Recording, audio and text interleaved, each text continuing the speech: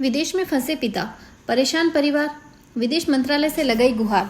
उदयपुर का एक chef Europe के एक देश युगांडा में फंसा हुआ है। परिवार का बीते 2 महीनों से कोई कांटेक्ट नहीं हो रहा। पत्नी सहित उनके बच्चे परेशान हैं।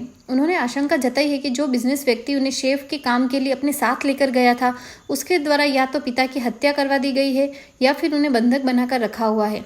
शेफ मुकेश मेनारिया के बेटे विष्णु मेनारिया ने प्रेस वार्ता में बताया कि उनके पिता को करीब 8 साल पहले दिल्ली निवासी पंकज ओसवाल स्विट्जरलैंड ले गया था। पंकज ओसवाल का वहां एक अच्छा खासा बिजनेस है। हर साल पिताजी विदेश से घर आते जाते रहे हैं, लेकिन 2 साल से नहीं आए।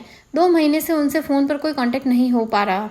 बेटे ने आरोप लगाया कि उनके पिता को ओसवाल परिवार द्वारा परेशान किया जा रहा है। पीड़ित परिवार ने इस संबंध में चित्तौड़गढ़ सांसद सीपी जोशी के मार्फत विदेश मंत्री से गुहार लगाई है, लेकिन फिलहाल कुछ नहीं हुआ।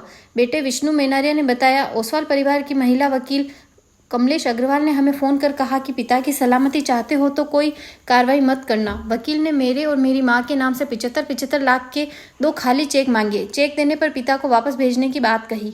हमने चेक भेज दिए, लेकिन पिताजी के बारे में कोई खबर नहीं है। बेटे ने बताया कि इस संबंध में उन्होंने पुलिस में शिकायत की।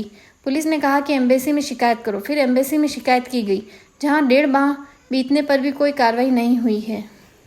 नमस्कार, मेरा नाम विष्णु मेनारिया है और मेरे पिताजी का नाम है मुकेश कुमार मेनारिया।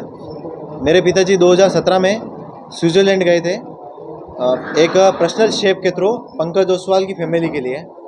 और अभी फ़िलहाल जब पापा ने कहा कि मुझे भारत जाना है, तो पंकज ओसवाल जी जो हैं, जो भारत आने नहीं दे रहे हैं पिताजी को, और पिताजी को उन्होंने युगांडा में बंधक बना के रखा हुआ है। और इस रिगार्डिंग में हमारे विदेश मंत्री दिल्ली भी जाके आया हूँ मैं, उनसे भी कोई सहायता नहीं मिली है मुझे अभी तक। और मेरे पिताजी जिंदा है या नहीं है ये भी मुझे पता नहीं है। और मैं भारत सरकार से यही चाहता हूँ कि जल्द से जल्द मेरे पिताजी को भारत लाया जाए और पंकज ओसवाल जी ने किडनैप क्यों कर रखा है इस बात का पता लगाया जाए। आपकी लास्ट बात कब हुई थी आपके माता की? मेरे पिताजी की लास्ट बात 2 महीने हो गए। 2 महीने पहले मेरे पिताजी की लास्ट बात हुई थी। क्या बात हुई थी? उन्होंने कहा था कि आप आपके चेक दे दो। मेरा और मेरी माताजी का चेक लिया था उन्होंने, अगर मुझे जिंदा देखना चाहते हो तो चेक दे दो। तो इस रिगार्डिंग मैंने मेरे पापा के लिए मेरा चेक दिया और मेरी माताजी का चेक दिया। तो वो चेक उन्होंने 75 लाख के भर के भी डाल दिए, जबकि आज दिन तक न तो मेरे अकाउंट में न मेरी मदर के अकाउंट में उनका एक भी पैसा कभी क्रेडिट नहीं हुआ है जी। उनके वकील से आपकी क्या बात? उनके वकील से मेरी ये बात हुई थी। वकील ने हमें ये दिलासा दिया था कि आप सब जो भी कार्रवाई कर रहे हो वो कार्रवाई रोक दो, और हम आपके पिताजी को गारंटी लेते हैं कि आपके पिताजी को हम दिल्ली एयरपोर्ट पर ले आएंगे और हम कुछ पेपर्स देंगे, उनके ऊपर आप साइन कर देना। और आपने जहाँ भी मेल किए हैं एम्बेसी में, वो सब आप रिटर्न कंप्लेन वापस ले लेना। इस चीज़ की सर मेरे पास कॉल रिकॉर्ड भी है सर। कितने साल से काम कर रहे थे आपके पिताजी? मेरे पिताजी उनके लिए 7 साल से काम कर रहे थे। क्या कारण लगता है आपको कि वो क्यों उन्हें बंधक बनाया या नहीं आने देना चाह रहे हैं? सर इस चीज़ का सर मुझे भी नहीं पता है कि किस लिए बंधक बनाए हैं और क्यों नहीं आने दे रहे हैं। और सर अभी तो मुझे ये भी नहीं पता है कि वो जिंदा है या है भी नहीं है। सर ओसवाल कंपनी को लेकर आपके फादर की सिर्फ ये अपील नहीं सर, ओसवाल फैमिली को लेकर और भी घटनाएं सुनने को बहुत सारी मिली है। जो कंपनी है ओसवाल कंपनी जी। ये आपके फादर से जी ओसवाल कंपनी है, उन्होंने बहुत से लोगों के साथ ऐसा कर रखा है। और ओसवाल कंपनी ने खुद नहीं एक ऑस्ट्रेलिया में बहुत बड़ा फ्रॉड कर रखा है 150 मिलियन का। पर उन सब से सर हमें मुझे कुछ नहीं चाहिए।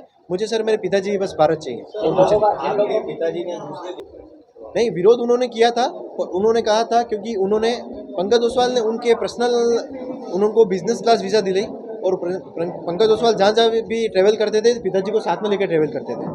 तो इसलिए उन्होंने वहाँ की नागरिकता दिलाई, जबकि पिताजी को तो ये भी पता नहीं है कि वहाँ की नागरिकता है या है भी नहीं, क्योंकि पिताजी पढ़े लिखे भी नहीं है मेरे पिताजी, और साइन भी हिंदी में करते हैं और इंग्लिश आती नहीं है। तो वो कहाँ से सर नागरिकता ले सकते हैं सर? नागरिकता लेने साल में उनके साथ में पापा 7 साल से हैं सर। दुबई 8-10 साल से पहले दुबई काम करते थे। लास्ट लोकेशन आपके फादर की कहाँ थी? लास्ट लोकेशन मेरे फादर की बॉम्बे ग्रैंड हयात होटल की बताई थी सर।